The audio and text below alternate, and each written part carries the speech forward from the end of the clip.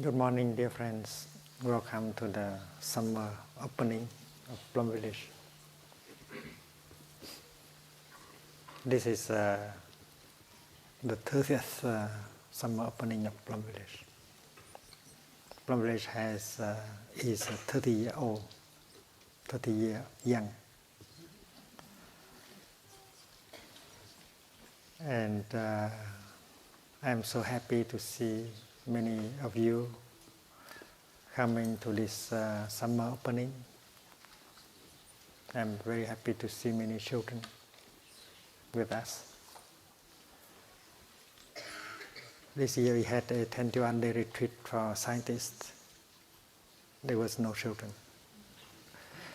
And we had a French speaking retreat. There was no children. So this is a very different retreat. We have many children.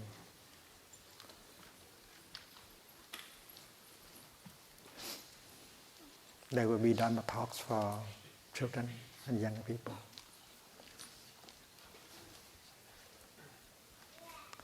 We shall begin today with chanting. And everyone is invited to participate in the practice of listening.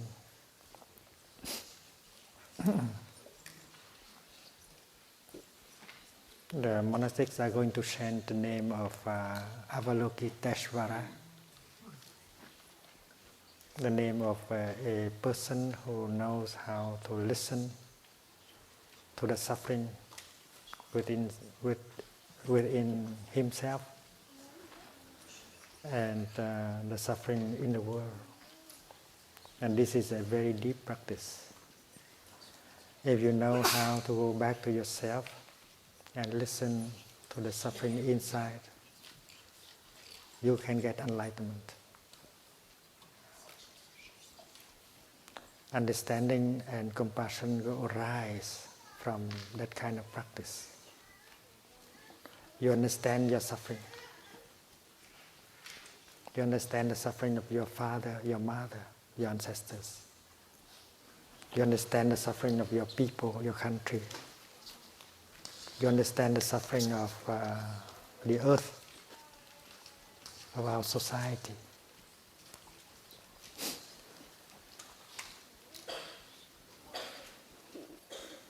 And understanding like that will help love and compassion to arise. And when compassion arises, you suffer less right away. There is a transformation and healing taking place when compassion is born in your heart. And now you can look at the other person with compassion. You don't suffer anymore when you look at him or her, because you can see the suffering in that person. You don't blame, you are not angry at him or her anymore, because in your heart there is already compassion. So instead of trying to punish him, you have the intention to do something or to say something to help the other person suffer less. And you can listen to that person with compassion. You can say things that can help him suffer less, that can make her suffer less. You can do many wonderful things like that, just because you are able to understand your own suffering. And understanding your own suffering, you can understand the suffering of the other person much more easily. So Avalokita is the kind of bodhisattva that is specialized on listening. First he goes back to himself and listens to the suffering inside of him. And when listening to the suffering inside, he can understand the suffering of his parents, his ancestors, and at the same time he can understand the suffering of other people in society. This is a very important practice because many of us do not want to listen to our own suffering. That is why we do not have a chance. So today's chanting is to chant and to touch the suffering inside, so that you can allow compassion to arise, so that you can understand the suffering of the world, of your parents, of your ancestors.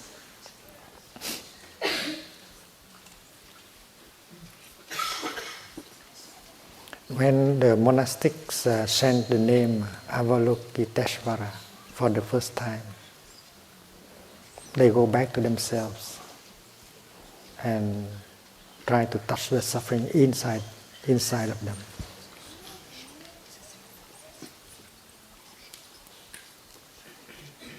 And when they chant the name for the second time, they become aware of the suffering of the people around them. And when they chant it for the third time, they get in touch with the suffering in the world. There's many spots in the world where people suffer very deeply, not only because of war, because of separation, of natural catastrophes, but they suffer also for social injustice, for suppression, for violence, because of violence and so on. And they suffer from difficult relationship and so on. So the practice of listening to the suffering is to give a chance for compassion to arise. And when compassion arises, you feel better, you suffer less. And it can happen very quickly. That is the practice of mindfulness of suffering. You are mindful of your own suffering. You are mindful of the suffering of the other person. You are mindful of the suffering of the world. Mindfulness of suffering will bring compassion and understanding. So when we sit and listen, we can do very much the same. You don't have to chant along. We follow our in-breath and out-breath, and we go back to ourselves. We are not afraid of being in touch with the suffering inside. We allow ourselves to embrace our own suffering. Oh, my dear pain, my dear suffering, my dear sorrow, I know you are there. I'm not running away from you anymore. I'm back to recognize you and to embrace you like to embrace a baby. That is what we practice. We go home and allow ourselves to be embraced, allow our suffering to be embraced by ourselves. We take care of ourselves. And then when we hear the chanting for the second time, we are aware that people around us, they have suffering also. So we have sympathy. We can communicate with them. And then when we hear the chanting for the third time, we know that in the world people suffer very much.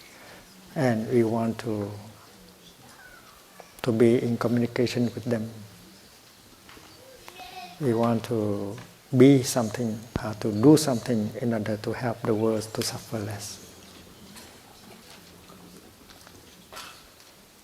And the practice is to allow ourselves to be here, not to be taken away, pulled away by our thinking. Because if we sit there thinking, our thinking will bring us elsewhere.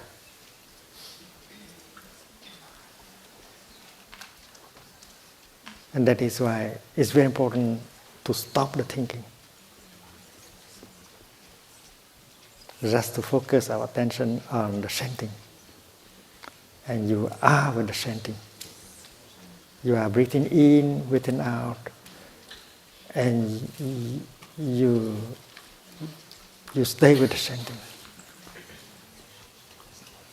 So there is only the breathing in, breathing out, and the chanting. And our mind can stop thinking. We just feel the energy, the collective energy of the Sangha, the energy of mindfulness, the energy of compassion generated by the chanting. And we allow our body to be relaxed, to be open, so that the collective energy of the Sangha can penetrate into our body. This is very important. Not to think, just to feel.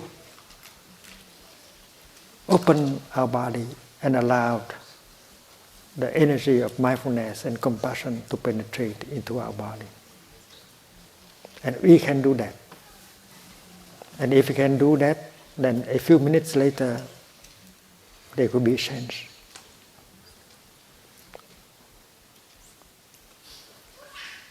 Our tension, the tension in our body, the pain in our body will go away. Because we allowed our body and our mind to be embraced by the collective energy of mindfulness, of compassion generated by the chanting. Chanting is not exactly to pray, no. Chanting is to touch the suffering, to allow compassion and understanding to arise. And when we do that together, the collective energy of compassion and mindfulness will be great. And if we sit there, allow ourselves to be embraced by that energy, we will suffer less in a few minutes. There is tension and pain in our body. And if we allow our body to be embraced by the energy of mindfulness and compassion, we can release the tension and reduce the pain very easily in just a few minutes, and we will feel much better after a few minutes of listening, feeling, and not thinking. And if we have some pain and sorrow or anger or fear in our heart, try to open our heart so that the energy of the Sangha can penetrate into our heart. Don't keep it for yourself. Open and allow the energy of Sangha to penetrate and to help embrace the pain, the sorrow, the fear, the anger in you. Dear Sangha, I am here.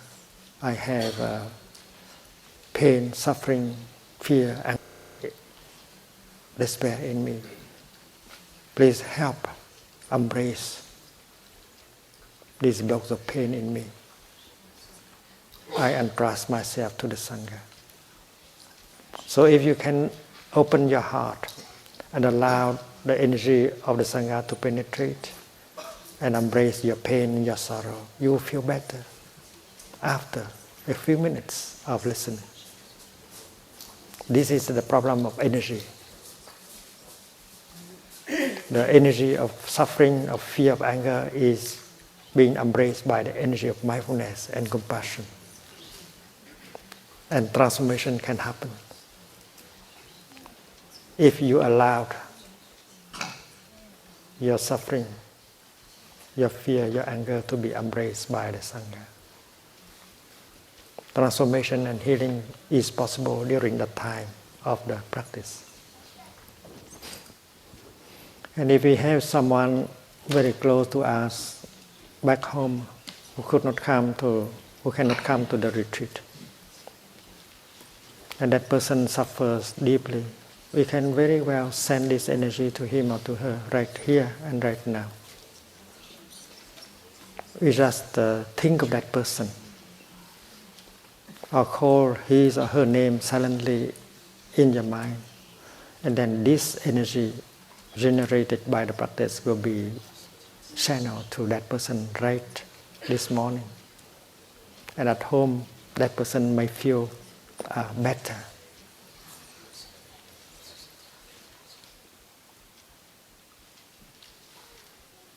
Avalokiteshvara is a person who knows how to listen to the suffering inside and outside.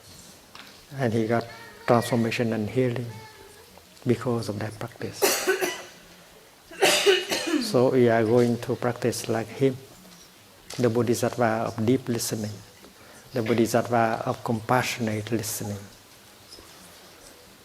And we feel that the bodhisattva in us is not outside of us, it is in us. He is in us. Because we too, we have the capacity to listen to our own suffering and the suffering of the world. So let us sit relaxingly and practice listening to the chanting.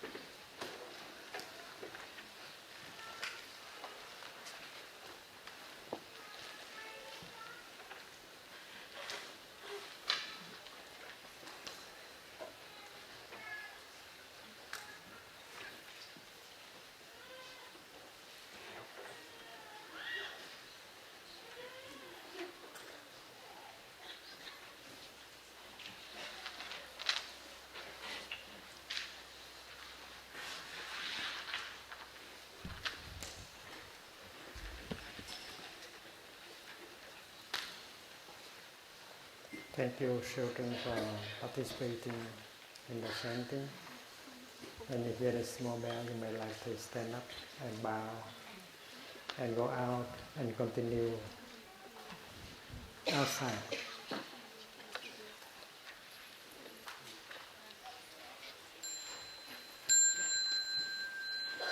Les enfants,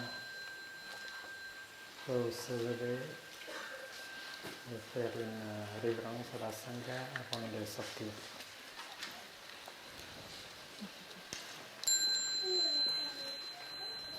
Bonne journée.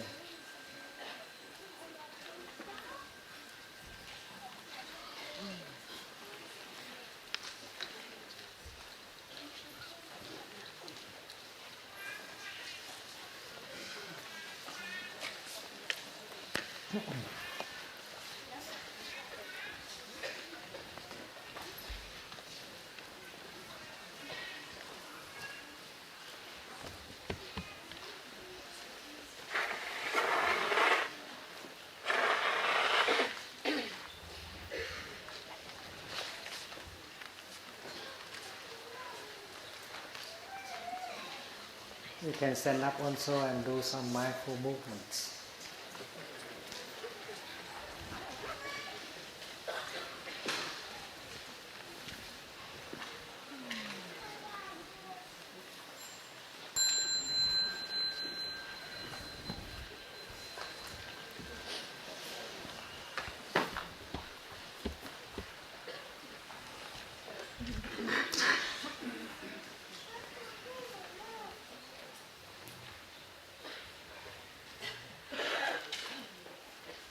I'm aware of my movement.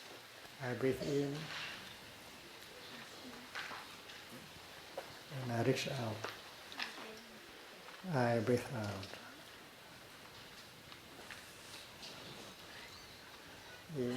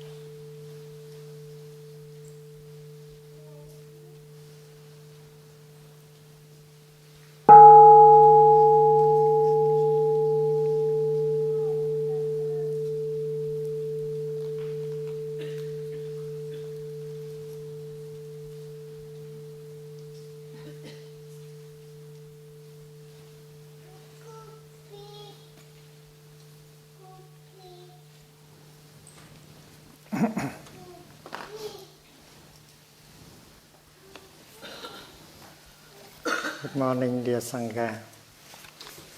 Today is the 7th of July, correct? The year 2012, and we are in the Assembly of Stars Meditation Hall of Lower Hamlet.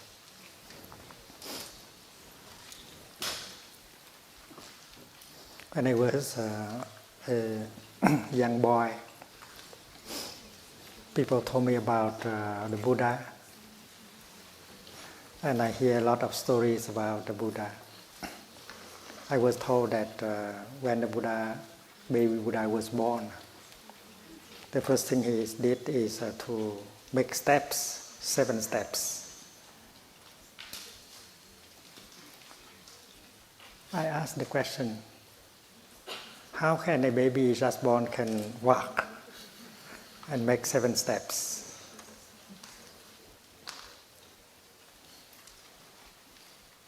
Everyone said that, well, when the baby Buddha was born, he made 7 steps before he lie down and cry.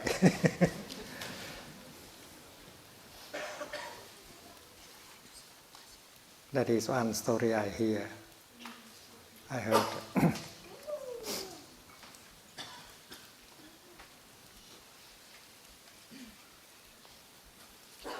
And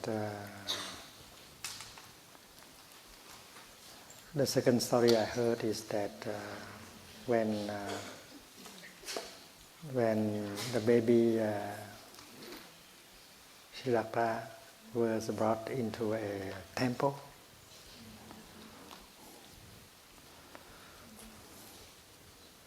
by his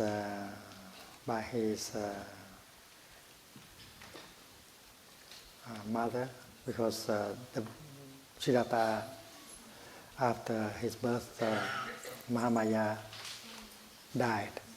So the younger sister of Siddhartha's mother took care of the child and became the mother, Prajapati. When Prajapati brought him to a shrine,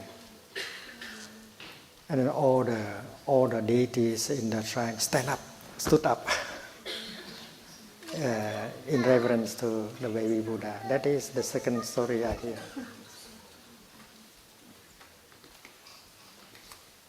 I didn't believe too much. But these stories are trying to tell us something. There is something behind the story. And then the third story I read in the Avatamsaka Sutra. The Bodhisattva Manjushri had many disciples. And one of his disciples is a very young man called Sudana.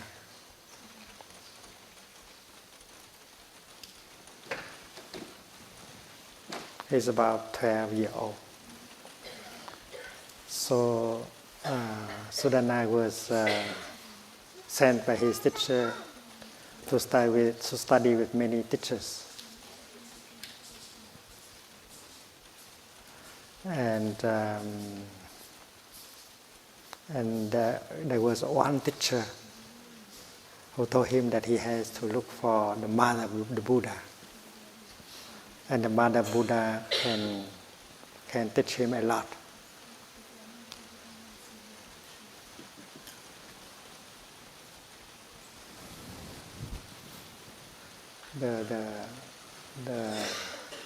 The mother of Buddha, her name is Mahamaya.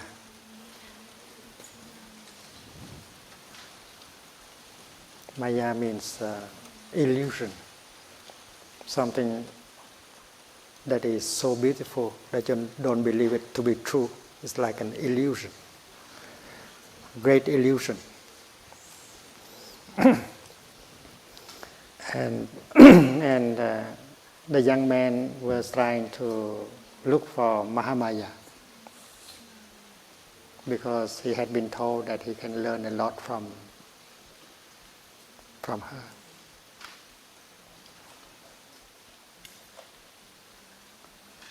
He tried to look for her, but it was impossible to find her. And then one day someone said, "Well, you cannot find Mahamaya just going around. You have to sit down and breathe and concentrate, and you have more chance to meet Mahamaya." And then the young man sat down and concentrate on his in-breath and out-breath. And suddenly he saw a huge lotus flower springing up from the earth. 1,000 petals, lotus flower.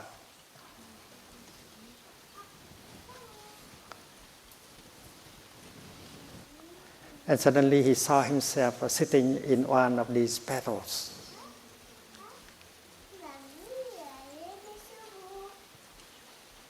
And he looked back and he saw that this petal is transformed into a whole lotus flower.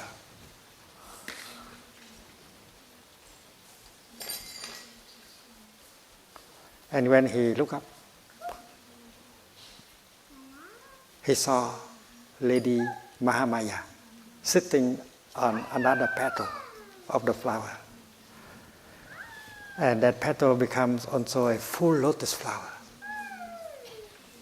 So this story you can still see you can still read in the sutra called Avatamsaka, flower ornament.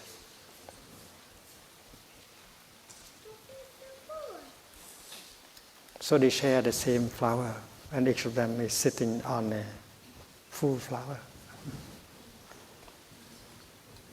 And he was so happy to see Lady Mahamaya, the mother of the Buddha, sitting on the other petal of the lotus. So he joined his palm and bowed to her.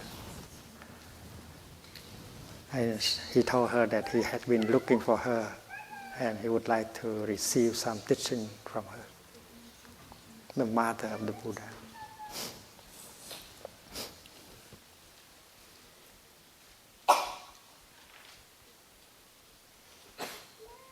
And Lady Mahamaya told him about the time she got pregnant of Siddhartha. She said, "Young man, do you know something? I was so happy when I conceived Siddhartha in my womb.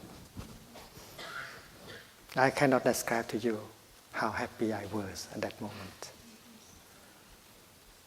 How can you describe to people the happiness of someone who has a Buddha in him or in her?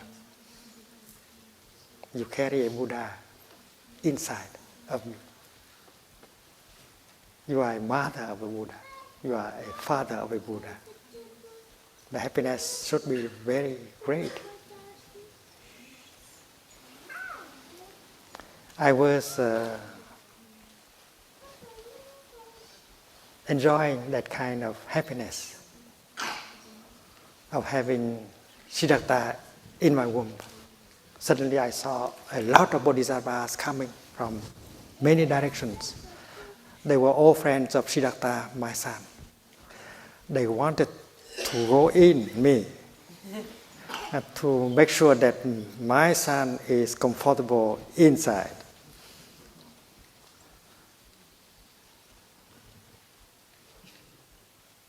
And before I can say yes, they just penetrate into my body. And I could feel their presence in my womb. There is a lot of space inside of me. And I have this impression that if there were millions bodhisattvas more who want to go in order to pay a visit to Siddhartha, my son, there's still place in myself. And Mahamaya was telling the young man about her conception of Siddhartha.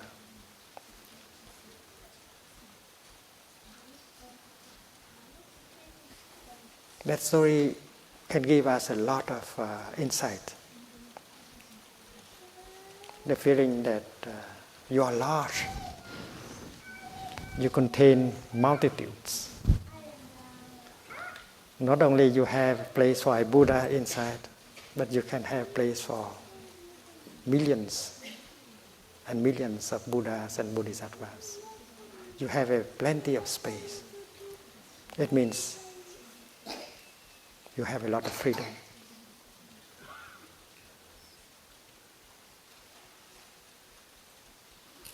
A person who is happy is a person who has a lot of space inside of him, inside of her, and around him, around her.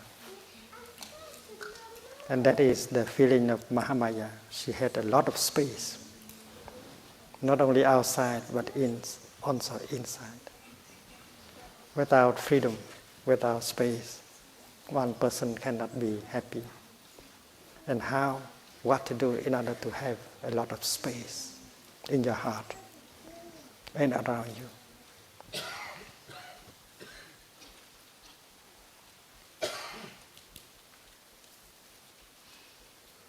The kind of love taught by the Buddha is the kind of love that has no frontier. That love can embrace many, many living beings and not just one living being. Like the womb of Mahamaya has place for a lot of Buddhas and Bodhisattvas. Young man, do you know something? She continued. Do you know that I am the mother of all Buddhas in the past? Do you know that I am the mother of all Buddhas in the present? Do you know that I am the Buddha, all Buddhas in the future? I am the mother of all Buddhas.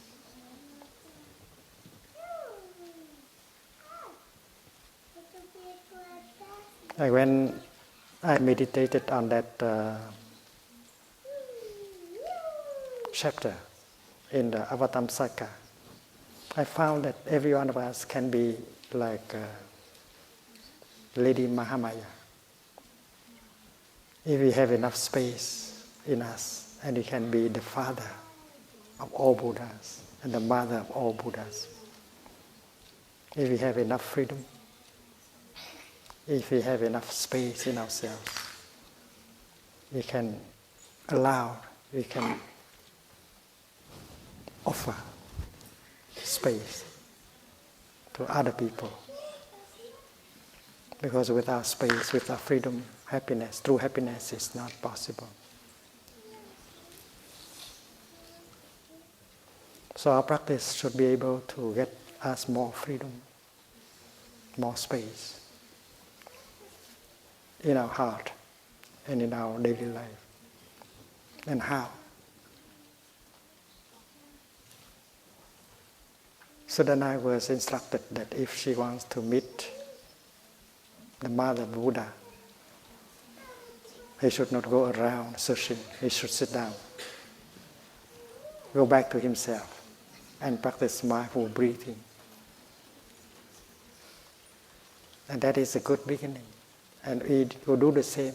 We begin by the practice of mindful breathing, to bring our mind home to our body, to be truly there in here and the now, and to look at our situation and to know how to bring to us a lot of space so that each day of our life can be full of happiness and love.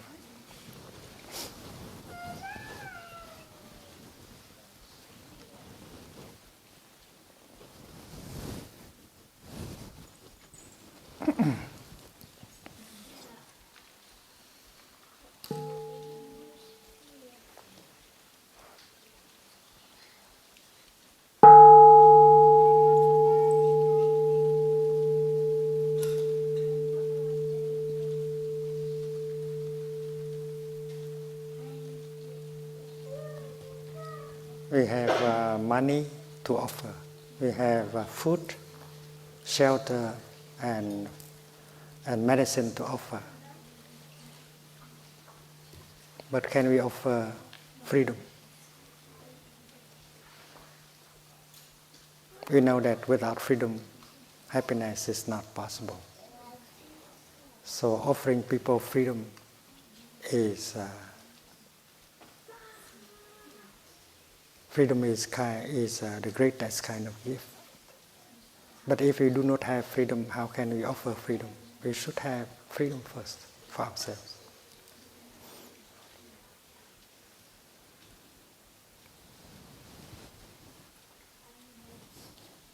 I imagine that because Siddhartha, before he was born, he was reborn on this planet Earth. He had spent some time in a kind of heaven called Tusita, Dosukda, Tusita heaven, and waiting for the time to be reborn on Earth as a human being and to become a Buddha on this planet Earth. So he must be very eager to go down here, to be born as a human being, not a god anymore. The gods in Buddhism, although they can live very long, but they have to die and to be reborn also. And the Buddha is described as teachers of gods and men. There are many heavens. And although people enjoy living in these heavens, they have a chance to be reborn on this planet Earth. And Siddhartha, before he was reborn on our planet, he stayed in Tusita heaven. And he must have missed the earth very much. I imagine he's telling his friends, the other god, that if I were reborn in the planet Earth, the first thing I would like to do is to walk. I miss the earth. I miss walking on earth. And the other friends of his said, how can a baby just born walk? You have to wait until you grow up into a little boy in order to begin walking. But Siddhartha liked to be walking on earth so much that he said, well, please help me The first thing I would do on earth is to make a few steps, at least 7. So his friends try to help him. Now, we will come on the moment of your birth, and we will support you. We will help you with your energy, so that even if you are newly born, you can make 7 steps on this on the planet Earth. So when Siddhartha was born, although he was still a baby, he made 7 steps. And this means something.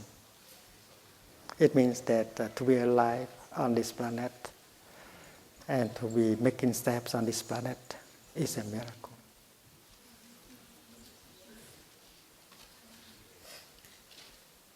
Suppose you are born this morning.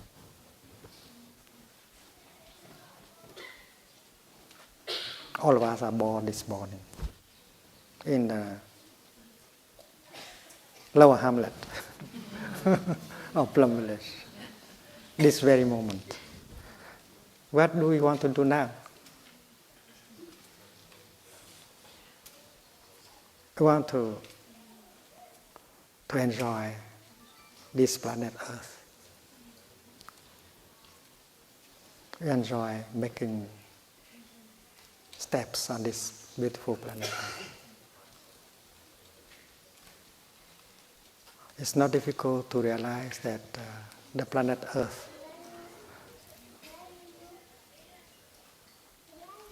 is the most beautiful thing around.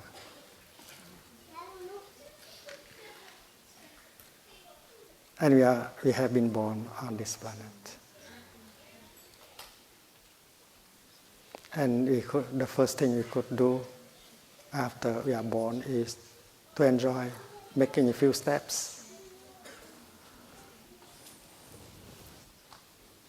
So this morning we shall do walking meditation together and savor every step that we make. At least 7. And you are welcome to continue. You can enjoy the 8th, the 9th, and so on. Walking meditation is a wonderful practice. You enjoy yourself. You know that you have a body. Your body is a wonder.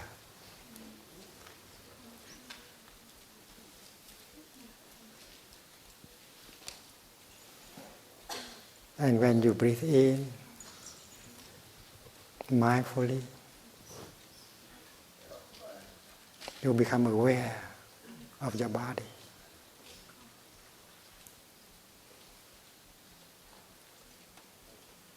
You are born on this planet. You have a body. And that is already an insight. Many of us do not remember that we have a body. We spend 3 hours with our computer and we forget completely that we have a body.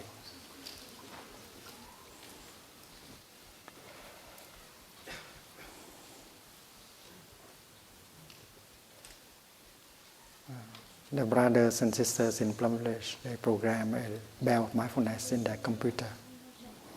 And every 15 minutes, the bell is invited, so that they will remember that they have a body. They stop working and they go back to their in-breath. They breathe in mindfully and they remember that they have a body. Breathing in, I have a body. Breathing out, I enjoy my body. So when you breathe in mindfully, you become aware of your body. You bring your mind home to your body.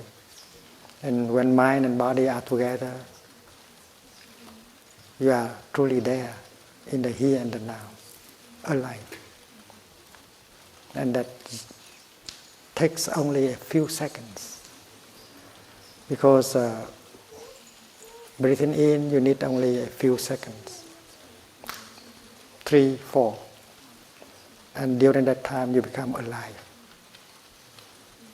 Again. Because you know that you have a body. And you are bringing your mind home to your body. This is very simple. Everyone can do. Breathing in, you make your mind and your body into one. And you produce your true presence in the here and the now, just in 3 seconds or 4. And when you breathe out, you may enjoy making a step. I know that I am alive. I am making a step on this beautiful planet Earth. And happiness can come right away. To be alive, to be born on this planet, to be alive, and to be making steps on this planet like a Buddha. That is a joy. You don't need more conditions in order to be happy. You have enough conditions of happiness. You have been born here. You have a body. You can breathe in. And you have feet that are strong enough to make steps. And you do it for the Buddha. And you do it for your father, your mother, your ancestors. And that is walking meditation, to enjoy every step. Every step is healing. Every step is nourishing. Every step is generating joy and happiness. We don't need power. We don't need fame. We don't need money. We only need mindfulness. Mindfulness allowed us to see things. We see that we are here and now. We see that we have a body. We see that we can breathe in and out. We see that we can get in touch with this planet, Earth, all the wonders of life. And if we walk like that, if we enjoy every step, and then all our ancestors in us enjoy that step together. Our blood ancestors and our spiritual ancestors also enjoy making the step with us, because all of our ancestors are still alive in us. And we are a continuation of our ancestors.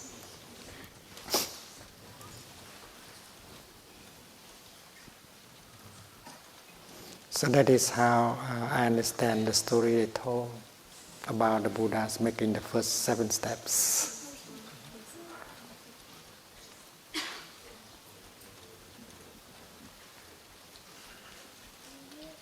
And during the time we walk like that, we do not have to make any special effort. It's not hard work.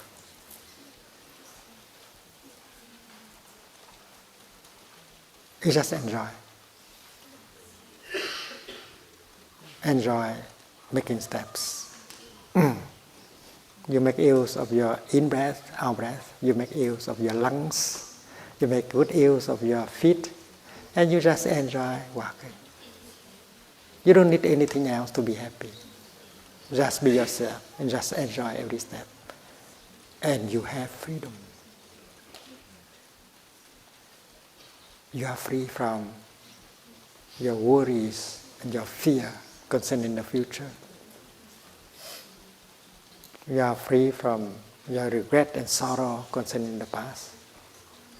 Because every step you make like that sets you free.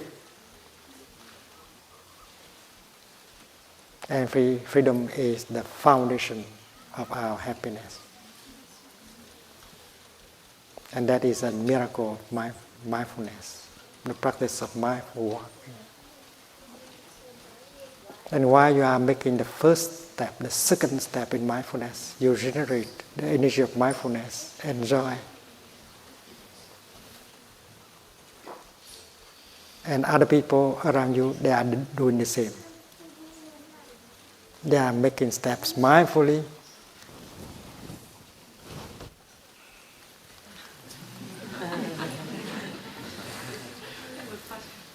Joyfully. And we create together a collective energy of joy and mindfulness.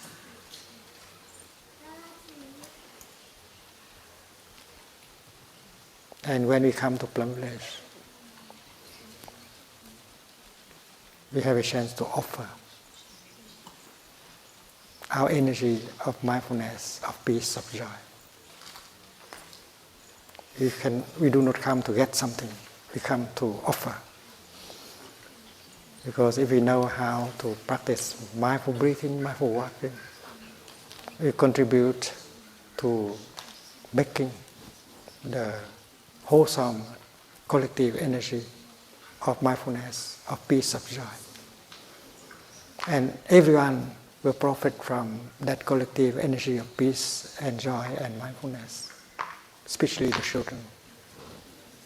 They don't understand much about the theory of the teaching, but they can feel the energy of peace and joy and togetherness that we generate while we walk together, we sit together. And they are nourished by that.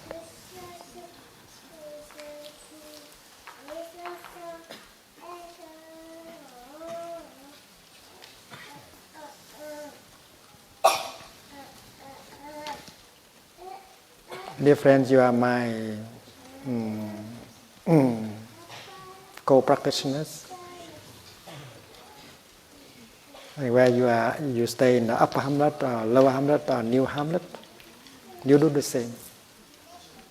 This is a time of happiness. You have a chance to practice together. We don't need to hurry. When we go from our tent to the kitchen, to the bathroom, to the meditation hall, why don't we enjoy walking like the Buddha? Why do we have to hurry? We arrive with each step in the here and the now. Every step can generate peace and joy and mindfulness. We arrive with every step. And let us do that together. We are not in a hurry. We can make every step pleasant, nourishing, healing. We don't need to arrive at the meditation hall in order to practice, no. Walking from your tent to the meditation hall, every step is already meditation. Every step can bring mindfulness, concentration, insight, happiness, joy, healing, nourishment.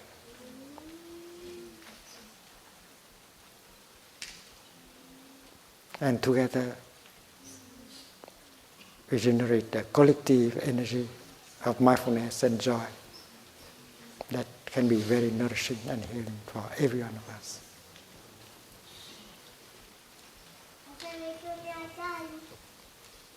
So,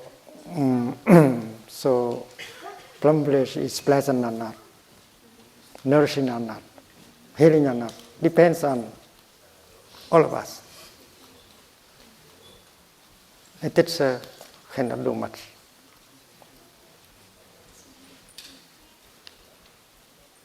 A teacher is also a practitioner. And the teaching is simple enough. The practice is simple enough. And the practice can be joyful, pleasant. It is not a means for an end. It is the end by itself. Making a step is not a means to arrive to anywhere. Making a step is to arrive at the destination life, here and now.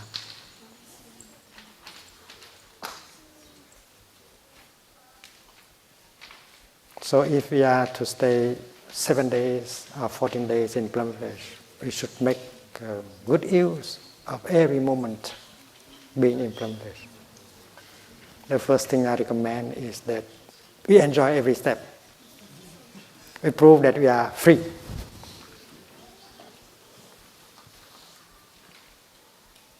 Maybe we have the habit of running. transmitted to us by many generations of ancestors. We even run during our sleep, running to look for something. But according to this teaching and practice, you don't have to run. Everything you are looking for is already there, in the here and the now. If you know how to make use of your body, your breath, your feet, your lungs, your mindfulness, and then each moment can be a moment of peace, a moment of joy, a moment of wonder.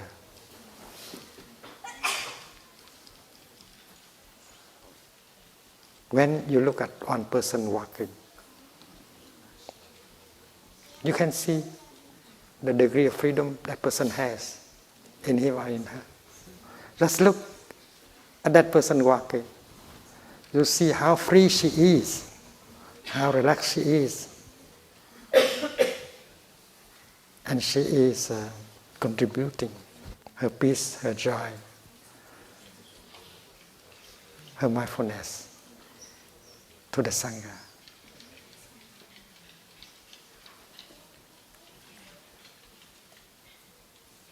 I don't need to wait until the time of walking meditation in order to practice walking meditation. Every step can generate the energy of mindfulness, concentration, insight, peace, happiness. And if the habit energy of running come back, the sight of other people walking mindfully, relaxingly, will help us to go back to our practice. So the existence of a brother or a sister in the practice is a kind of bell of mindfulness and help you to recognize the energy of running, the energy of habit of running. And being aware of that, we stop running and we relax and we enjoy our steps. And we support each other. Right in the first day, we can do that.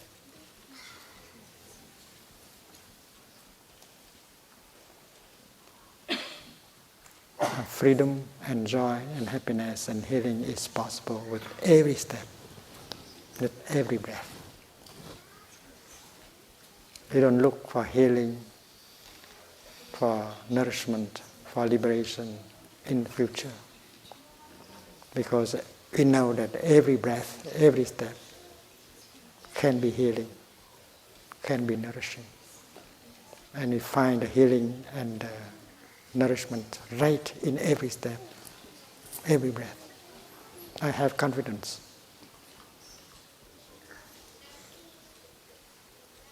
And sitting, you also enjoy sitting, because every moment of sitting can be healing, can be nourishing. And the bell is always there for us. Every time we hear the bell, that is the voice of the Buddha calling us home to ourselves.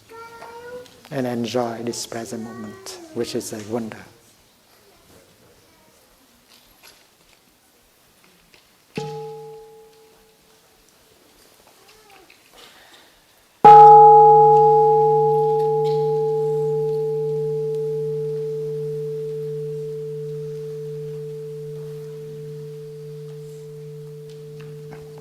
The fact that we can arrange so that we can come to Plum Village and practice together like this is already great happiness.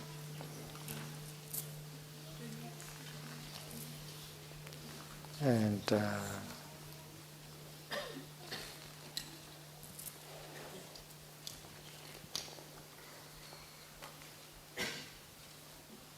we shall be learning and practicing together. And we shall be offering the energy of mindfulness, concentration, insight, and peace and happiness by practicing together.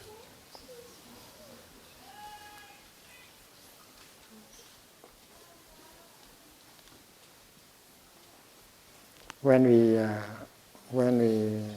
we work together,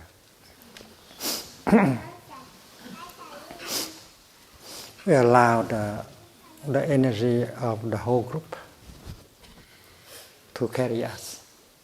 We go like a river. Don't stay as a drop of water. Become a river. And allow the collective energy of mindfulness and peace to embrace us, to carry us. In that way, we feel light.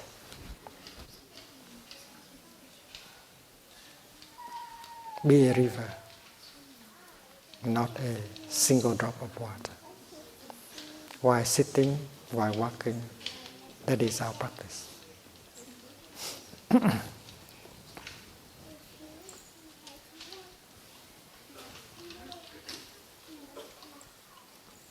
While sitting, while walking,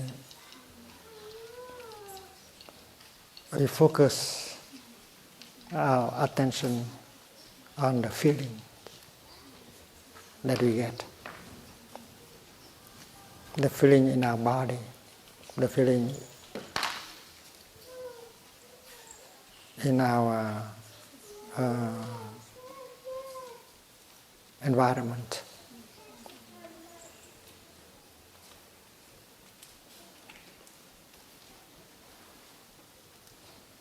During sitting, we get in touch with our in-breath and out-breath.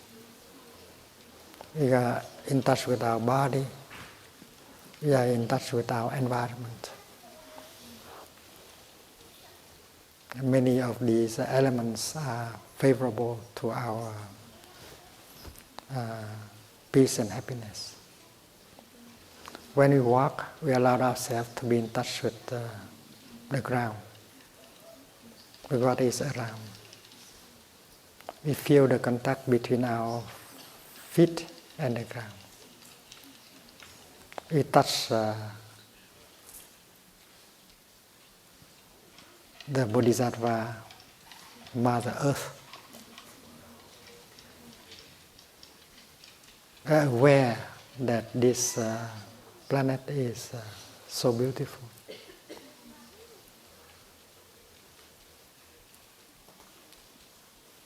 In the moon, on the moon, there is no grass, no flower yet.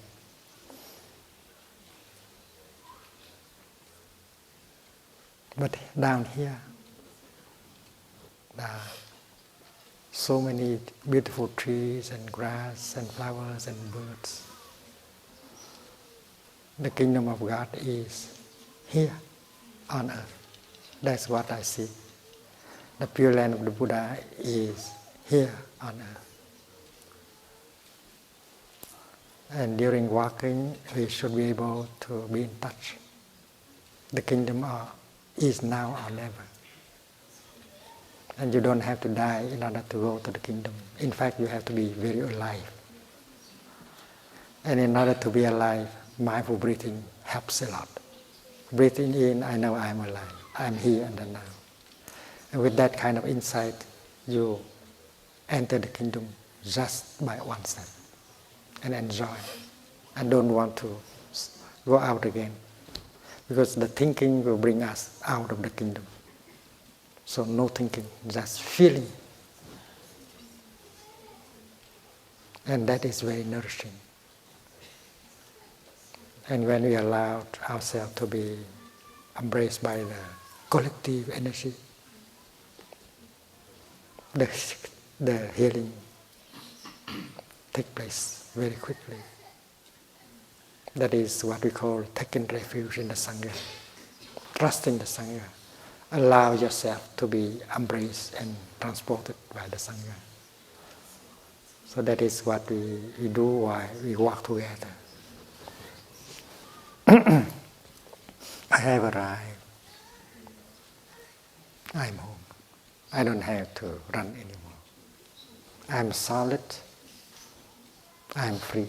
I'm solid because I do not allow myself to be carried away by the past or by the future. I'm free. because I am able to be in the here and the now, to be in touch with the wonders of life, beginning with my body.